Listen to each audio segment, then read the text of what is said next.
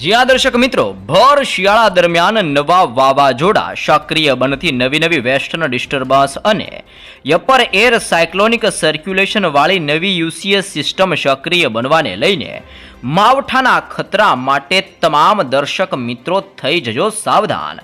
તમે લાઈવ જોઈ શકો છો અત્યારે બંગાળની ખાડીના ક્ષેત્ર અરબી સમુદ્રના વિસ્તારથી હિન્દ મહાસાગરના ઊંડાણવાળા તટીય ક્ષેત્રની અંદર ખુખાર મજબૂત ભયંકર અને અતિ તોફાની નવી સિસ્ટમનું નિર્માણ દરિયાના મધ્ય ભાગોની અંદર થઈ રહેલું જોવા મળી રહ્યું છે। સિસ્ટમની અસરોને લઈને આજુબાજુના ક્ષેત્ર ઉપર અત્યારે લો પ્રેશર અને હાઈ પ્રેશર સિસ્ટમનું તીવ્ર દબાણ સક્રિય બનીને આ સંપૂર્ણ વિસ્તારોની અંદર અત્યારે એક મજબૂત ઘેરાવો સક્રિય બની રહેલો જોવા મળી રહ્યો છે અને હવે પછી આ ઘેરાવો પોતાની દિશાઓ બદલીને ધીમે ધીમે દક્ષિણીય ભારતના તટીય વિસ્તારોની અંદર ગતિ કરતો હોય તેમ ભર શિયાળા દરમિયાન ઠંડી તોફાની પવન અને માવઠાને લઈને મોટી આગાહી કરવામાં આવી રહી છે। સક્રિય બનતી નવી સિસ્ટમોની અસરને લઈને આગામી કલાકોથી લઈને આગામી દિવસો દરમિયાન ગુજરાતના હવામાનોની અંદર હવે પછી કેવા પલટાવ જોવા મળવાના છે, ગુજરાતના કયા વિસ્તારોની અંદર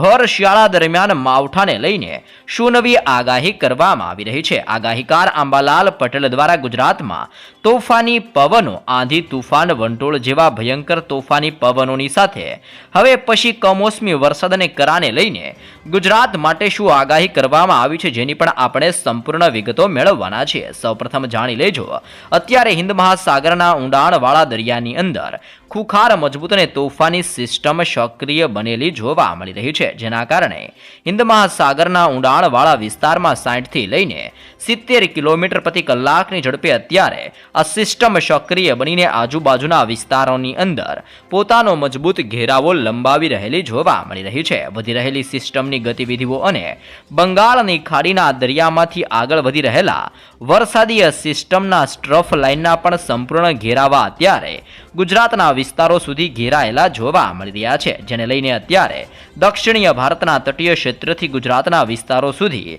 નવી સિસ્ટમોને લઈને અપર એર સાયક્લોનિક સિસ્ટમનો મજબૂત ઘેરાવો અરબી સમુદ્રના ક્ષેત્રથી ગુજરાતના વિસ્તાર સુધી પોતાની મજબૂત ઘાત દર્શાવી રહેલો જોવા મળી રહ્યો છે। આમ હવે પછી લાંબા સમયોના વિરામ બાદ ગુજરાત રાજ્યની અંદર હવે પછી ઘોર અંધારપટ છવાતો હોય તેમ ભર શિયાળા દરમિયાન કાળા ડિબાંગ વાદળોના ભયંકર ઝુંડ હવેથી ગુજરાતમાં છવાતા હોય તેવા તોફાની દ્રશ્યો ગુજરાતમાં જોવા મળવાના છે। સાથે સાથે ઓમાનના તટીય વિસ્તારમાંથી સિસ્ટમ દિશાઓ બદલીને ગુજરાતના વિસ્તારોની અંદર ગતિઓ કરતી જોવા મળી રહી છે અને આ સંપૂર્ણ વિસ્તારની અંદર હવે પછી એક હવાનું હળવું દબાણ એટલે કે નવી લો પ્રેશર સિસ્ટમો સક્રિય બનીને ધીમે ધીમે આગળ વધતી હોય તેમ કચ્છના ક્ષેત્રમાં સૌરાષ્ટ્રના દરિયાઈ કાંઠાના વિસ્તારની અંદર દક્ષિણીય ગુજરાતના વિસ્તારોની અંદર મોટા પલટાવ લાવતી જોવા મળવાની છે। તે ઉપરાંત તમે અહીંયા જોઈ શકો છો ઉત્તરીય ભારતના વિસ્તારની અંદર અત્યારે ભયંકર બરફ વર્ષાનો માહોલ જોવા મળી રહ્યો છે, જેમાં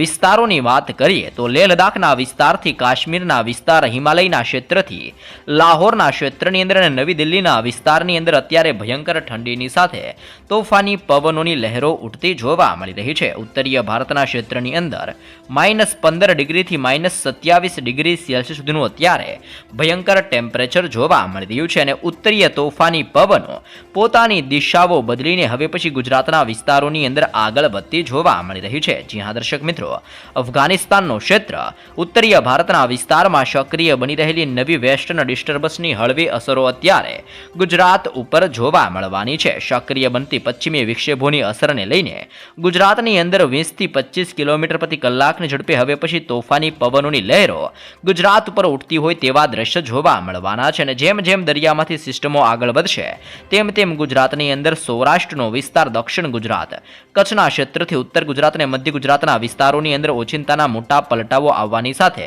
ફરીથી વાદળછાયું વાતાવરણ સક્રિય બનતું હોય તેમ ગુજરાતના હવામાનની અંદર હવે પછી મોટો પલટાવ અને માવઠાની સાથે કમોસમી વરસાદ અંગે મોટી આગાહી ગુજરાત માટે દર્શાવી દેવામાં આવી રહી છે।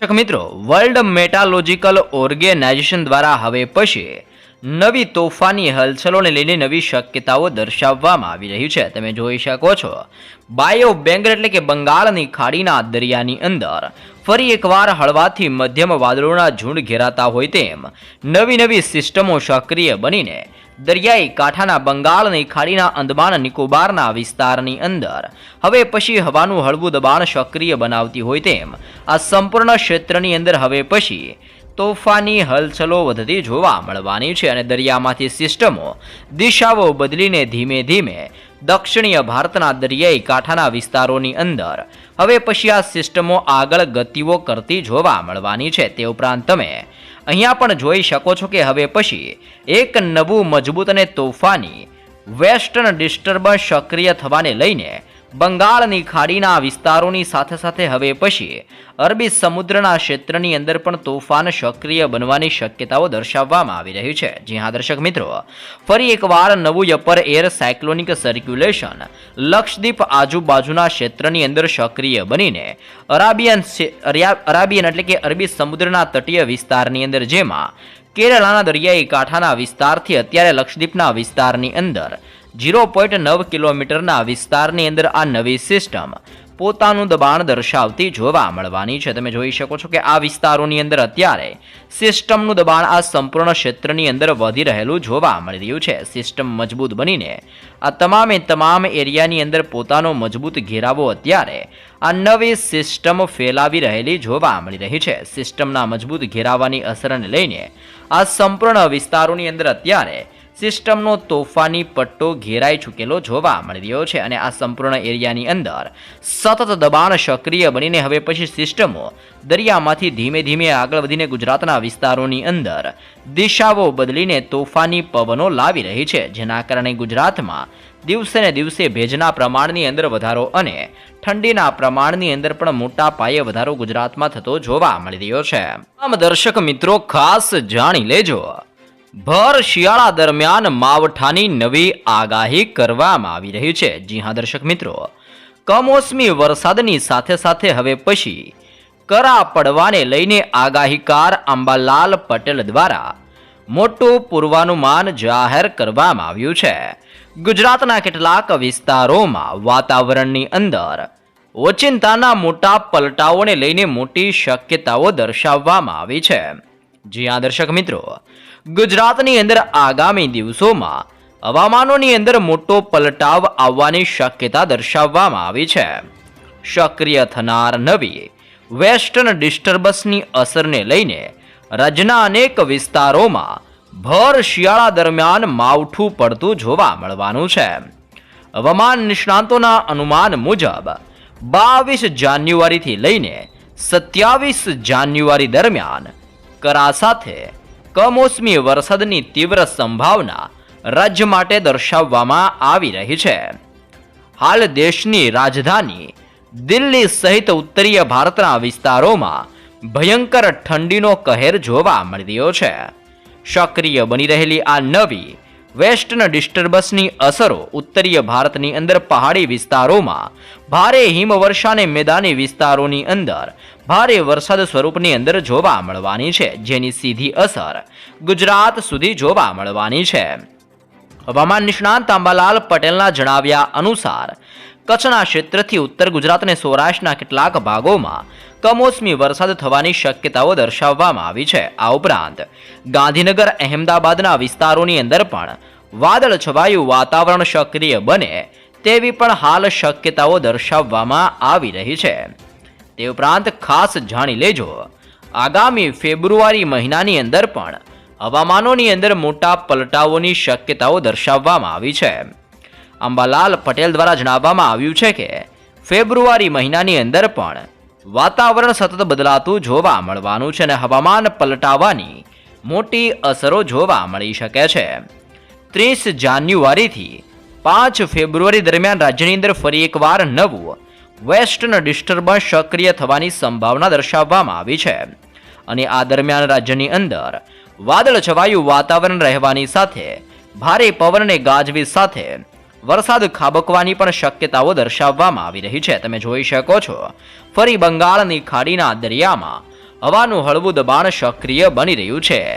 દેશના ભિન્ન વિસ્તારની અંદર દરિયો અત્યારે બેકાબુ બનીને તોફાની સ્વરૂપની અંદર બદલાઈ રહેલો જોવા મળી રહ્યો છે. તો દરિયાઈ કાંઠાના વિસ્તારોની અંદર આંધી તુફાન વંટોળ જેવા પવનો ફૂંકાઈ રહ્યા છે અને દરિયાની અંદર 5 થી 7 ફૂટ ઊંચા મોજા અત્યારે તટીય ક્ષેત્ર ઉપર ઉછળી રહેલા જોવા મળી રહ્યા છે.